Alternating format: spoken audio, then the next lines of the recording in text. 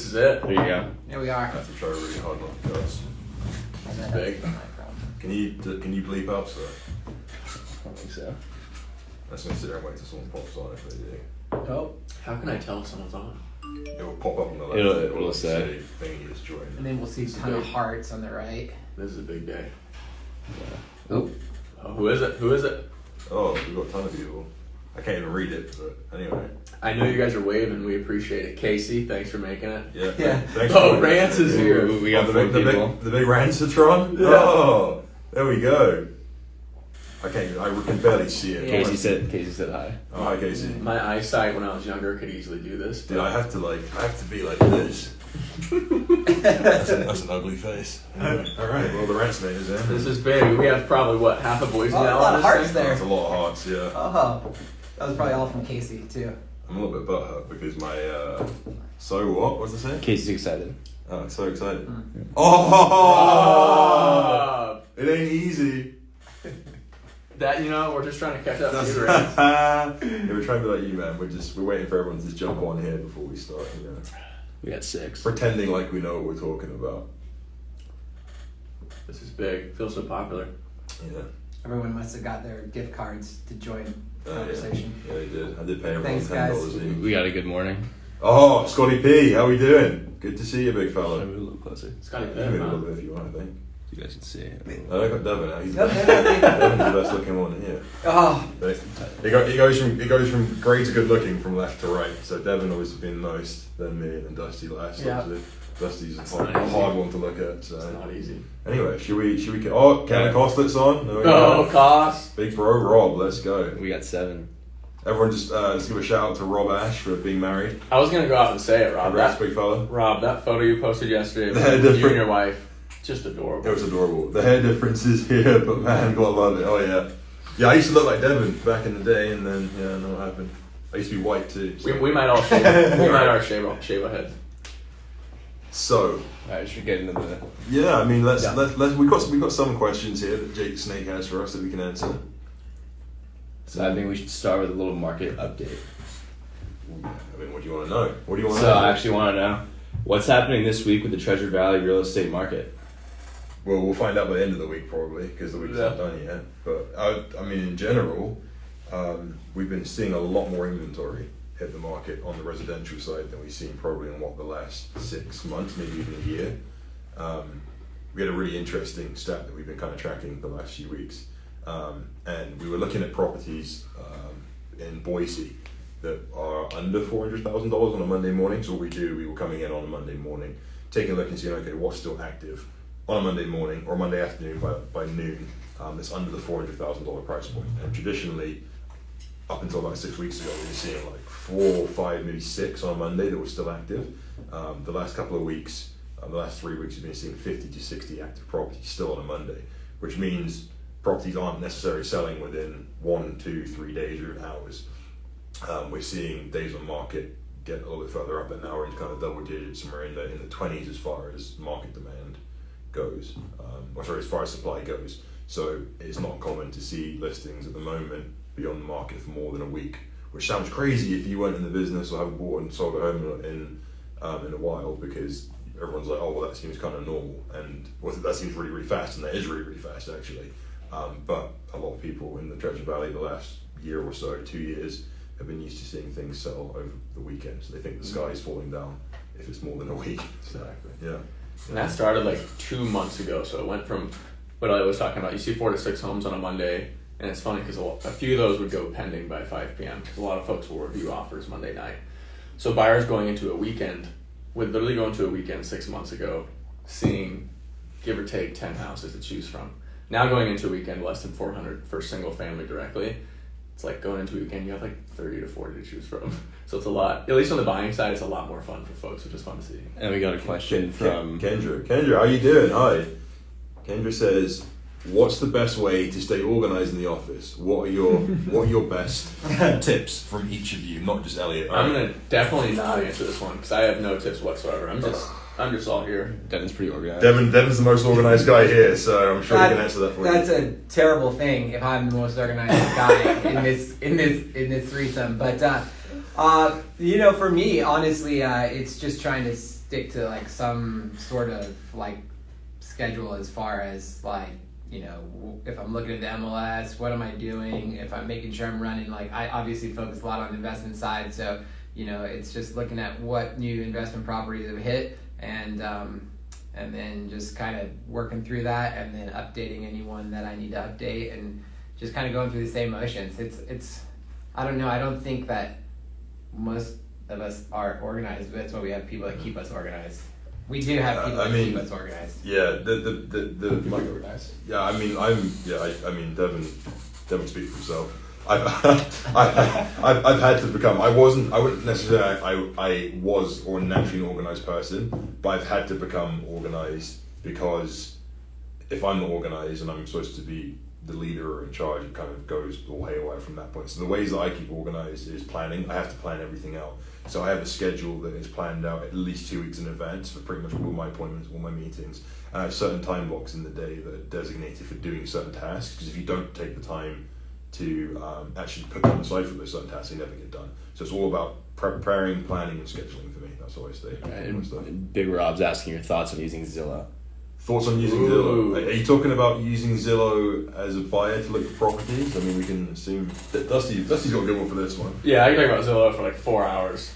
Zillow's great for what I would consider like window shopping in the house buying world. So when you're about to get into, you start looking for a car, right? It's easy to go online and you kind of see some used cars. Even if you're looking at another state, it gives you an idea of like, okay, here's the price.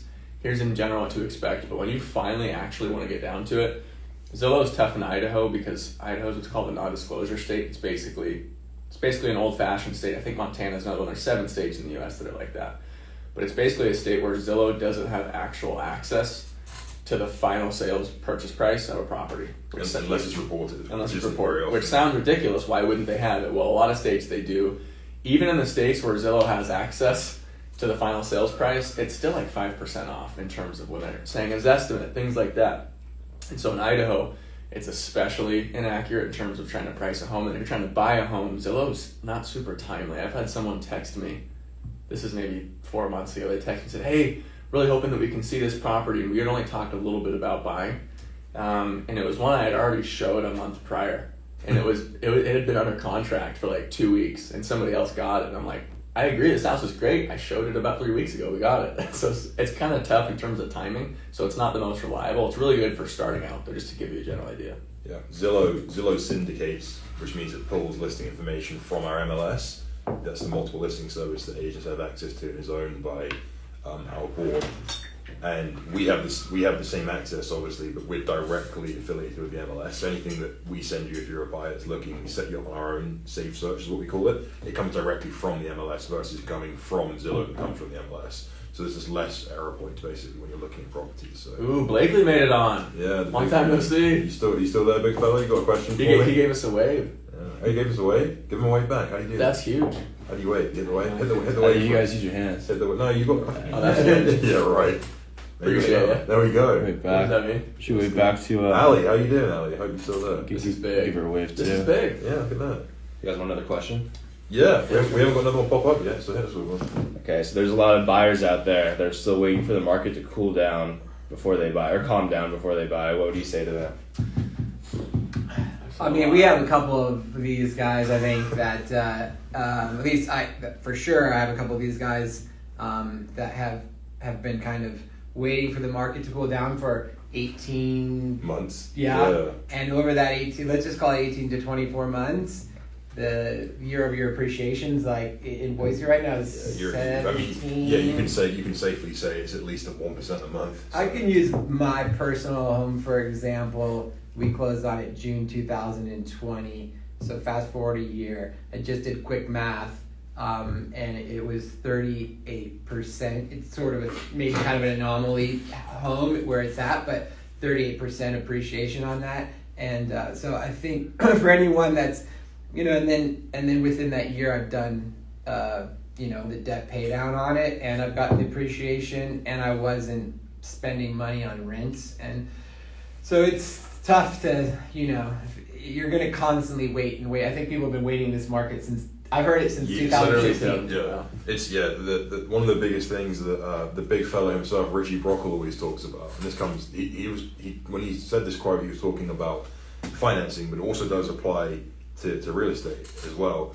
And he always says, time in the market is better than timing the market, because if you're in the game, you're doing something, right? It doesn't matter whether you're an investor collecting rents or if you're a first-time buyer who's buying a primary residence. At least you're putting your money into some equity versus paying someone rent, basically. So yeah, you can't. All that to say, basically, we don't know what tomorrow is going to hold. We sure as crap don't know what a year's time is going to hold, but we know what we have today, and we still have relatively low interest rates.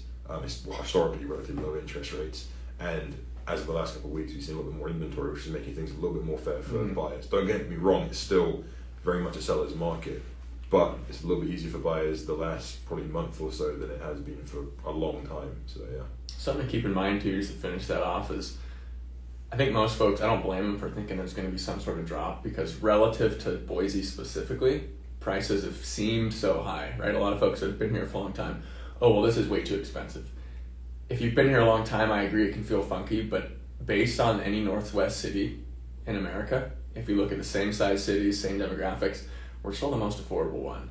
So it's tough. You come here from Seattle, wow, Boise's still really affordable. Oh, you're moving here from Portland, it's still really affordable. So it's tough. If you've been in Boise, I know it feels like things can be overpriced, but a lot of things something I've told folks 6 months ago is it's possible we're just catching up to where we should have been, which is frustrating with how quick it's been for some folks.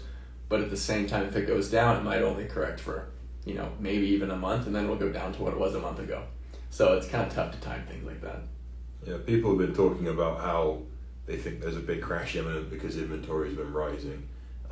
But there's a ton of factors that play into that. Typically speaking, a lot of people are going to want to try and get their property sold before the new school year starts, and we're kind of in that rough time zone right now.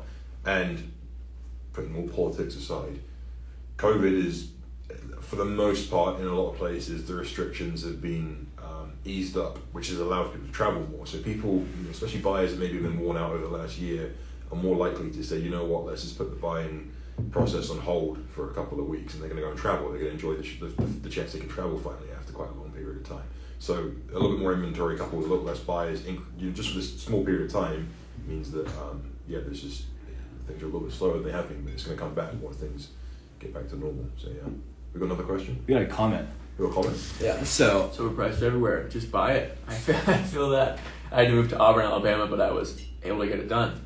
Yeah, I like that comment. If it's overpriced everywhere, it's not really overpriced because everywhere's going up. That's someone definitely paid attention in economics class. So yeah. Yeah, I think even after the big crash and the builders stopped building, we're trying to still catch up to supply issues. The demand is so much higher. So I don't know when we're going to see it, but we're still not caught up, even just as, like in the United States, on actual inventory. So that plays a huge part in this.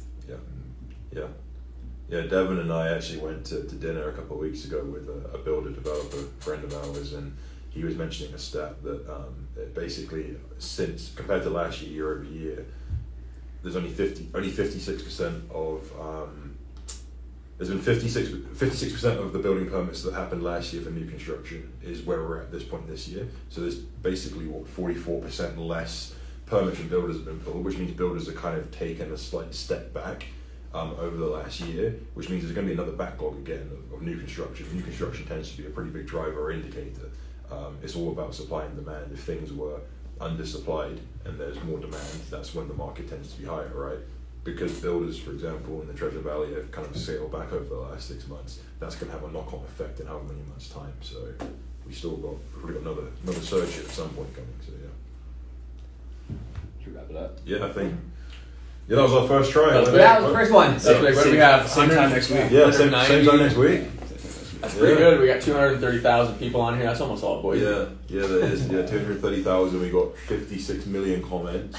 Nice. Well, thank you for joining us. Thanks for the questions, and see you next week, same time. See you guys.